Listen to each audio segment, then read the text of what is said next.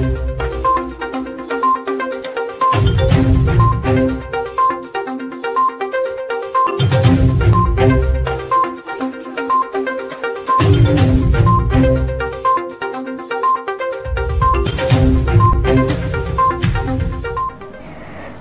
আলাইকুম। সকলকে ঈদ উল ফিতরের শুভেচ্ছা, ঈদ মোবারক। ফাতেমা তুজোরা সোহাগী আমন্ত্রণ জানাচ্ছি জাগো বাংলার প্রাইম নিউজে। শুরুতেই জাগো বাংলার বিশেষ প্রতিবেদন স্বাস্থ্যই সকল সুখের মুখ।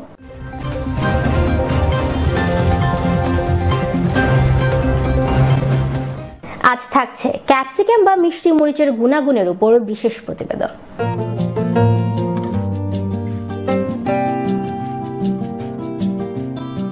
দেখছিলেন গ্র্যান্ড ট্যুরস এন্ড ট্রাভেলস বিশেষ সংবাদ শিরোনাম। এবার অন্যান্য শীর্ষ সংবাদ শিরোনাম।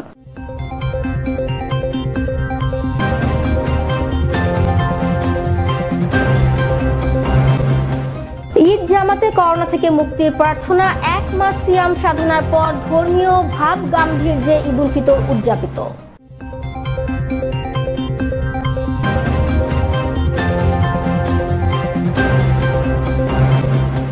ঈদের দিনও নারীর টানে বাড়ির পানে ছুটছে মানুষ, তবে এজন্য গুনতে হচ্ছে বাড়তি ভাড়া।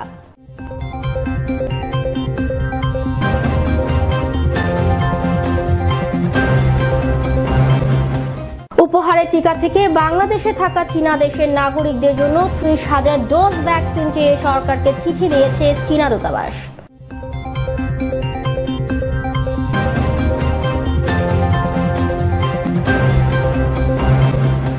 লঞ্চ বন্ধ থাকায় দীর্ঘদিন কর্মহীন, ঈদ উৎসবে কষ্টের দিন কাটাচ্ছেন নৌযান শ্রমিকরা।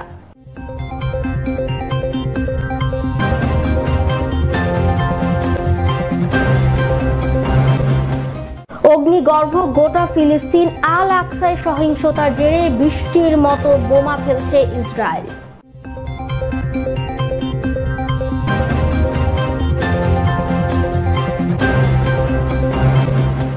এবং ঈদের পরে অনুশীলন ক্যাম্পে ফিরবেন সাকিব মোস্তাফিজ। দেখছিলেন গ্র্যান্ড ট্যুরস এন্ড ট্রাভেলস সংবাদ শিরোনাম। এবারে বিস্তারিত। 1 মাস সিয়াম সাধনার পর ধর্মীয় ভাব গাম্ভীর্যে ভিন্ন এক বাস্তবতায় আজ শুক্রবার সারা দেশে উদযাপিত হচ্ছে পবিত্র ঈদ উল ফিতর। সকাল 7টায় বায়তুল মোকাররম জাতীয় মসজিদে ঈদের প্রধান জামাত অনুষ্ঠিত হয়েছে। মসজিদের প্রবেশ পথে জীবাণুনাশক স্প্রের ব্যবস্থা ছিল। যাদের মুখে মাস্ক ছিল না তাদেরকে বিনামূল্যে মাস্ক সরবরাহ করে মসজিদ কর্তৃপক্ষ। মুসল্লিরা স্বাস্থ্যবিধি মেনে জামাতে অংশ নেন, তবে সামাজিক দূরত্ব মানতে অনেকের মধ্যে অনীহা দেখা গেছে। এদিকে নিরাপত্তা নিশ্চিত করতে বায়তুল মোকাররম এলাকায় পুলিশ ও র্যাব সদস্যদেরকে দায়িত্ব পালন করতে দেখা গেছে। ঈদের নামাজ শেষে করোনা ভাইরাস থেকে পরিত্রাণ চেয়ে বায়তুল মোকাররম জাতীয় মসজিদে ঈদ উল ফিতরের নামাজের পর দেশ ও জাতির জন্য বিশেষ দোয়া করা হয়। প্রথম জামাতে ইমামতি করেন বায়তুল মোকাররমের সিনিয়র পেশ ইমাম হাফেজ মুফতি মাওলানা মিজানুর রহমান। মুকাব্বির হিসেবে দায়িত্ব পালন করেন মসজিদের মুয়াজ্জিন হাফেজ কারি কাজী মাসুদুর রহমান। আমি আমার বাবা আর আমার ছোট ভাইকে নিয়ে প্রথমবার বায়তুল মোকাররমে এসেছি। এই পরিস্থিতিতে আমরা সব সময় রাব্বুল আলামিনের কাছে ভরসা রাখবো, বিশ্বাস রাখবো, ওনার কাছে আমরা চাবো। ঈদ আমাদেরকে ভ্রাতৃত্বের বন্ধনটা শিখায়। এই করোনার মধ্যে যাইনি, তার জন্য আজকে ঈদের মধ্যে একটু বায়তুল মোকাররমে নামাজ পড়তে এসেছি। দেশ জাতির মঙ্গল কামনায় আমরা সার্বিকভাবে আমরা দোয়া করেছি। 1 মাস সিয়াম পালন শেষে আজ ঈদ উদযাপন করছে দেশবাসী, কিন্তু শেকড়ে না ফিরলে সেই ঈদের সব আনন্দই যে মাটি। তাই তো ঈদের দিনও নারীর টানে বাড়ির পানে ছুটছে মানুষ, তবে এজন্য বাড়তি ভাড়াও দিতে হচ্ছে। রাস্তা ফাঁকা থাকায় যানজটের ঝামেলা পোহাতে হচ্ছে না। শুক্রবার সকালে রাজধানীর গাবতলী বাস টার্মিনাল থেকে কেউ পাটুরিয়া ফেরিঘাট, কেউ টাঙ্গাইলের পাকুটিয়া নাগপুর পর্যন্ত বাসে যেতে পারছেন। অনেকে উত্তরবঙ্গের গাড়ি না পেয়ে সাভার পর্যন্ত বাসে যাচ্ছেন, কেউ বা আবার প্রাইভেট কার ভাড়া করে নিয়ে ছুটছেন গ্রামের পানে। উপহারের টিকা থেকে বাংলাদেশে থাকা নিজ দেশের নাগরিকদের জন্য 30,000 ডোজ ভ্যাকসিন চেয়ে সরকারকে চিঠি দিয়েছে চীনা দূতাবাস। ভ্যাকসিনের জন্য আনোয়ার খান মডার্ন মেডিকেল কলেজ হাসপাতালকে বেছে নিতে চায় দেশটি। সেরামের প্রতিশ্রুতির টিকা না মিললেও 12 মে দেশে এসে পৌঁছায় চীনের উপহারের 5 লাখ ডোজ। উপহারের টিকা থেকে বাংলাদেশে থাকা নিজ দেশের নাগরিকদের জন্য 30,000 ডোজ ভ্যাকসিন চেয়েছে চীনা দূতাবাস। ভ্যাকসিনেশনের জন্য রাজধানীর আনোয়ার খান মডেল মেডিকেল হাসপাতালকে বেছে নিতে চায় দেশটি। এ বিষয়ে বাংলাদেশ সরকারকে আনুষ্ঠানিকভাবে চিঠি দেওয়া হয়েছে। চীনা দূতাবাসের পক্ষে 30,000 ডোজ টিকা সরকারের কাছ থেকে সংগ্রহ করবে আনোয়ার খান মডেল মেডিকেল হাসপাতাল কর্তৃপক্ষ। ওরা আসছিল আমাদের এখানে, ওরা ভিজিট করে গেছে। They are satisfied with our facilities. They will ask permission to government to vaccinate their people here. আর ভ্যাকসিনেশনের জন্য অবকাঠামোগত সহায়তাও দেবে হাসপাতালটি। আমাদের কাজ হবে শুধু আমাদের ফ্যাসিলিটি দিয়া, আমাদের এই লোকজন দিয়ে, আমাদের যে যেমন ইনজেকশন দেওয়ার জন্য, ওগুলি দেওয়ার জন্য আমাদের ফ্যাসিলিটি করে আমরা ওগুলি দিয়ে দিব। শুধু আমরা একটা ফি নিব। দূতাবাসের দাবি বাকি 4,70,000 টিকায় 28 দিনের কার্যক্রম চালানো যাবে। সঞ্জিদা খান স্মৃতি, জাগো বাংলা টিভি। ঈদ উৎসবে কষ্টে দিন কাটাচ্ছেন নৌযান শ্রমিকরা। লঞ্চ বন্ধ থাকায় দীর্ঘদিন কর্মহীন অনেকেই পাননি সরকারি বেসরকারি কোনো সহায়তা। লঞ্চ মালিকরা বলছেন সাধ্য মতে শ্রমিকদের সহায়তা করা হয়েছে। জেলা প্রশাসন জানালেন নিম্ন আয়ের মানুষ হিসেবে লঞ্চ শ্রমিকদেরও দেয়া হয়েছে সাহায্য। এটা আমার দুঃখের বিষয়। আমার ঈদ বা যে কোনো পার্বণে দক্ষিণ অঞ্চলের নদীবন্দরগুলোতে জনস্রোত নামত, কিন্তু করোনার দ্বিতীয় ঢেউ মোকাবেলায় লঞ্চ বন্ধ রাখায় নদীবন্দরগুলোতে এখন পিন পতন নিরাপত্তা। সে সাথে ঈদের কোনো আমেজ নেই লঞ্চ শ্রমিকদের মাঝে। সর্বশেষ ঈদের আগের দিন লঞ্চ চলাচলের অনুমতি মিলতে পারে এমন অপেক্ষায় থাকলেও এখন সেই সময় ফুরিয়ে গেছে। ফলে শ্রমিকরা বুঝে গেছেন এবার আর ঈদ হবে না। লঞ্চ চলাচলে অনুমতি না পেলেও শ্রমিকদের দায়িত্ব পালন করতে হচ্ছে ঠিকই। রাত দিন লঞ্চে থেকে পাহারা দিতে হচ্ছে লঞ্চ। অনেক লঞ্চের স্টাফ যারা ছুটি নিয়েছেন তাদের বেতন দেয়নি মালিকরা। বিপরীতে যারা ঈদ লঞ্চে কাটাবেন তাদের অর্ধেক বেতন দিয়েছেন। বাস চলতেছে, স্পিড বোট চলতেছে, ট্রলার চলতেছে, মাইন্ড চলতেছে। এখন খালি কি এই লকডাউন কি এই লঞ্চের উপরই? লঞ্চ চলবে না কেন? এটাও অর্থটা কি ভাষায় প্রকাশ করা যায় না। যেহেতু আজকে অনেক শ্রমিক অনেক কষ্টে আছে, যেহেতু বেতন মালিকরা ঠিক মতন দিচ্ছে না, বোনাস দিচ্ছে না, তারপর মা বাপ দিয়ে যা তার সম্পদ এখানে পদ দিচ্ছে, যে বেতন দিচ্ছে। অনেকেই আজকে শুনলাম যে আমি বাপ হয়ে আমার মেয়েকে আমি একটা কাপড় দিতে পারলাম না। এটা আমার দুঃখের বিষয়। আমার এই ওই মানে স্টাফ, তারপর আমাদের স্টাফে এটা দুঃখের বিষয়। আজকে লকডাউনের কারণে যে নৌযান শ্রমিক এত কষ্ট পাচ্ছে যা বলার না।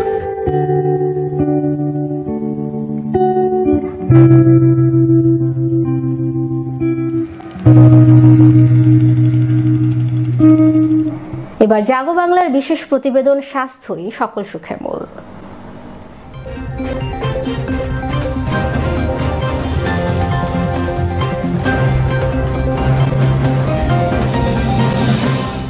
ক্যাপসিকাম বা মিষ্টি মরিচ একসময় শুধু আমদানি নির্ভর হওয়ায় উচ্চবিত্তদের খাবার পাতে থাকলেও এখন তা খাদ্য সচেতন মানুষের পাতেও পেয়েছে ঠাঁই। তাই সময়ের আবর্তে চাষ হচ্ছে দেশেও। নানান ভিটামিন ও খনিজে ভরপুর ক্যাপসিকাম নিয়ে পুষ্টিবিজ্ঞানীরা বলছেন এই সবুজ সবজিতে রয়েছে রাতকানা রোগ নির্মূলের কার্যকরী উপাদান ভিটামিন এ।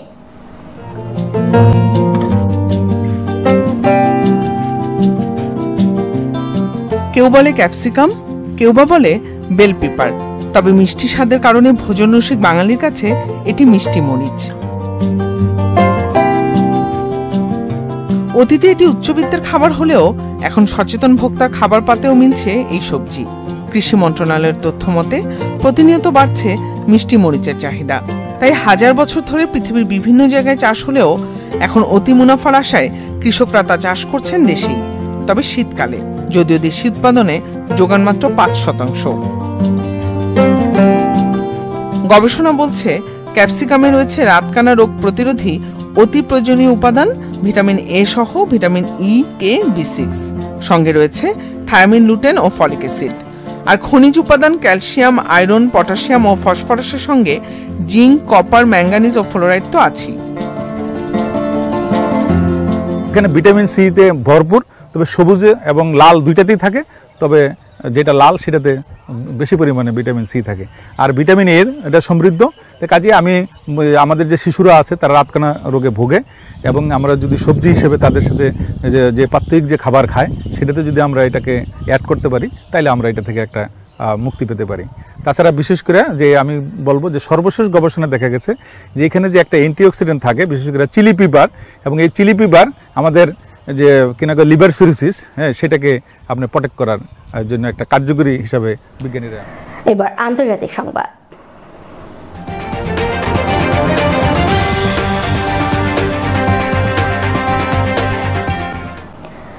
অগ্নিগর্ভ গোটা ফিলিস্তিন। আল আকসায় সহিংসতার জেরে গাজায় দুদিনে ইসরায়েলি বিমান হামলায় 14 শিশু সহ প্রাণ গেছে অন্তত 53 ফিলিস্তিনির, আহত 300-রও বেশি। এদিকে হামাসের ছোড়া রকেটে নিহত হয়েছে 5 ইসরায়েলি সেনা সহ অন্তত 6 জন।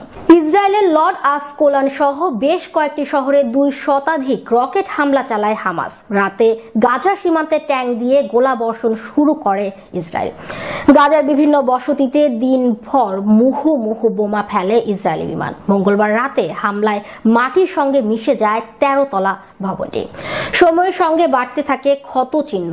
বোমায় গুড়িয়ে দেয়া হয় তাল আল হাওয়ার পুলিশ সদর দপ্তর এবং নিরাপত্তা বাহিনীর ভবনও।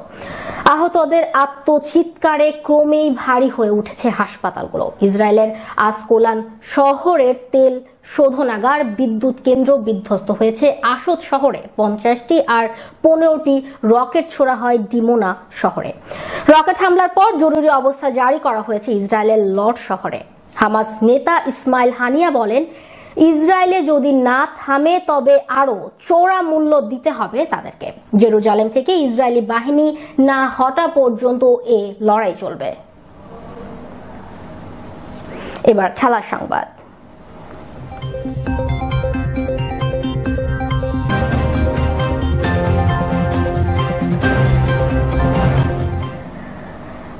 মে দলের সঙ্গে ক্যাম্পে যোগ দিবেন সাকিব আল হাসান ও মুস্তাফিজুর রহমান। বিষয়টি নিশ্চিত করেছেন বাংলাদেশ ক্রিকেট বোর্ডের পরিচালক আকরাম খান। 6 মে ভারত থেকে দেশে ফিরেছেন সাকিব ও মোস্তাফিজ। সরকারের নির্দেশনা অনুযায়ী 14 দিনের প্রাতিষ্ঠানিক কোয়ারেন্টিনে আছেন এ দুই ক্রিকেটার। বিসিবি থেকে একাধিকবার চেষ্টা করা হয়েছে সাকিব মোস্তাফিজের কোয়ারেন্টিন শিথিল করার জন্য, তবে এখনো স্বাস্থ্য অধিদপ্তর থেকে কোনো ইতিবাচক সাড়া মেলেনি। ঈদের ছুটির পর 18 মে আবারও শুরু হবে লঙ্কা সিরিজকে সামনে রেখে জাতীয় দলের ক্যাম্প। টাইগারদের জন্য সুখবর, প্রথম দিন থেকে দলের সাথে যোগ দেবেন সাকিব আল হাসান ও মোস্তাফিজুর রহমান। যদিও হিসাব মতে তাদের কোয়ারেন্টিন শেষ হবার কথা 20 মে। যেহেতু আমাদের প্র্যাকটিসটা হলো 18 তারিখে, তো সোফার ওদিক দিয়ে কিন্তু ওদের কোয়ারেন্টিনটা কিন্তু শেষ হয়ে যাবে। তো সেটা নিয়ে আমরা অত চিন্তিত না, যেহেতু আমরা তো প্র্যাকটিস আমাদের 18 তারিখ থেকে আমরা ওদেরকে পাচ্ছি। বিদেশি কোচিং স্টাফের 3 জন ওটিস গিবসন, নিক লি ও জুলিয়ান ক্যালিফাতো ছুটিতে। লঙ্কানদের বিপক্ষে রাসেল ডোমিঙ্গো আর রায়ান কুকের থাকার কথা থাকলেও পারিবারিক কারণে থাকছেন না ফিল্ডিং কোচ। তাই দেশীয়দের উপরই আস্থা রাখতে হচ্ছে বিসিবিকে। আর ড্যানিয়েল ভেট্টোরির অধ্যায় যে শেষ তারও ইঙ্গিত আকরাম খানের কণ্ঠে।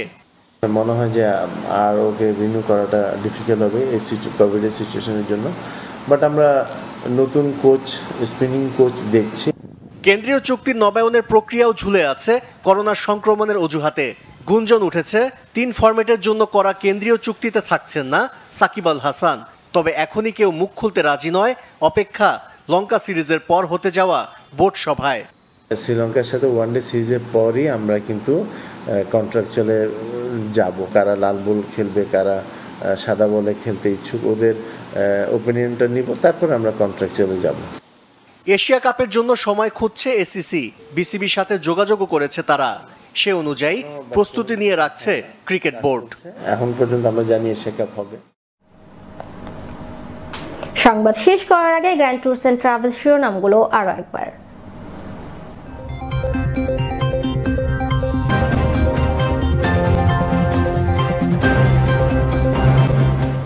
ঈদ জামাতে করোনা থেকে মুক্তির প্রার্থনা। 1 মাস সিয়াম সাধনার পর ধর্মীয় ভাব গাম্ভীর্যে ঈদ উল ফিতর উদযাপিত।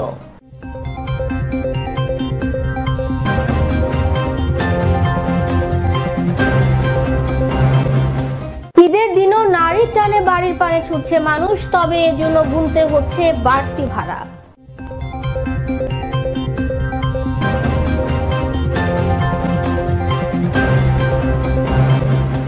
উপহারের টিকা থেকে বাংলাদেশে থাকা চীনা দেশের নাগরিকদের জন্য 30,000 ডোজ ভ্যাকসিন চেয়ে সরকারকে চিঠি দিয়েছে চীনা দূতাবাস।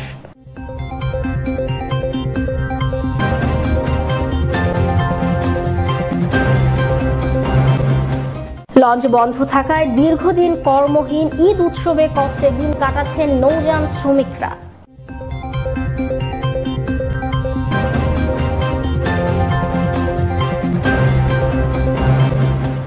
অগ্নিগর্ভ গোটা ফিলিস্তিন, আল আকসায় সহিংসতার জেরে বৃষ্টির মতো বোমা ফেলছে ইসরায়েল।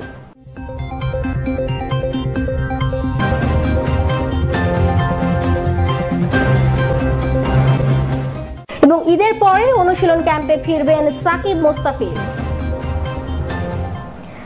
পরবর্তী সংবাদ দেখার আমন্ত্রণ জানিয়ে শেষ করছি জাগো বাংলা প্রাইম নিউজ। এতক্ষণ সাথে থাকার জন্য ধন্যবাদ।